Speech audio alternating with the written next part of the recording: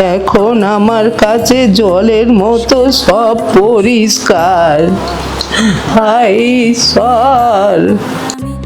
যার বাড়িতে বসত করি সে বড় সুন্দর। তোমার দেওর আজ ব্যাংকে গেছিল, সেখানে নাকি জিতকে দেখেছে 2 লাখ টাকা তুলতে। হ্যাঁ গো দিদি, একসঙ্গে অতগুলো টাকাও কি করবে? রাশি দিয়া, একবার এদিকে এসো।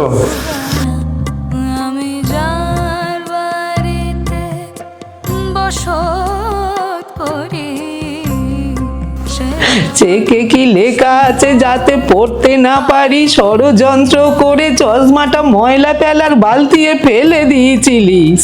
তোর মতো ছেলে পেটে ধরে এটা কি আমি অন্যায় করেছি বল?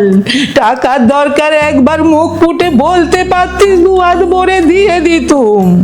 তোর ফুল কাকির কথা শুনে আমি এই মিথ্যের আশ্রয়টা নিতে বাধ্য হয়েছি। ওরে, তোর বাবা জায়গা জমি লিখে দেয়নি।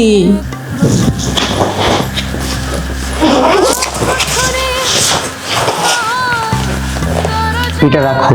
এতে কি আছে?